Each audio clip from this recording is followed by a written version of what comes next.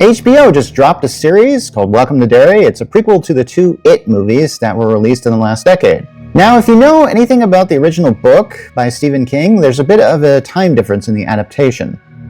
If you read the over 1,000-page tome when it first came out in 1986, it's essentially two stories.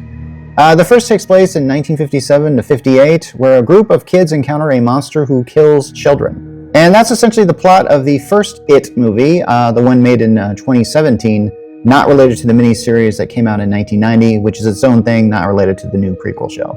Now, the next part of the original book It story tells the kids as adults in 1985, when they discover that the monster that they thought they defeated has made a comeback, and as kids they made a vow to fight it if it ever shows up again. When the 2017 movie was made, they decided to set the kids' story in 1988 and put the adults in around, 2019, let's say.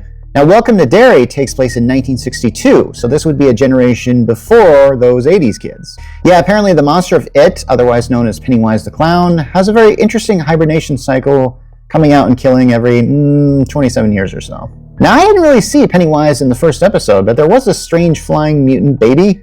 The opening scene features this kid named Matt who gets in a car with strangers and lives just long enough to regret it.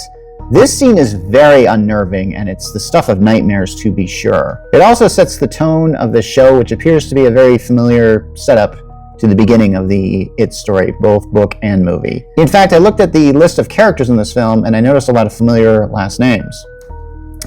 For example, there's a major introduced in this film whose last name is Hanlon, which is the same one as one of the kid characters in the original It story. And there's also another kid with the last name of Eurus, also one of the kids' gang's last name.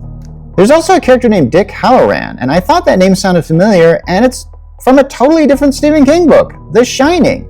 How is this going to work? Are we creating this Stephen King connected universe?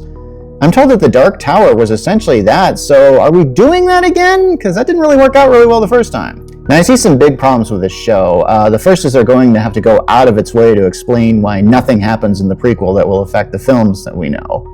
The second is that it looks like it's going for some sort of kind of origin of Pennywise, which is not really needed. There's this military base that might be doing experiments. Is this how Pennywise was created? I'm told in the Stephen King universe, Pennywise is some sort of like force of nature, almost this demigod kind of thing.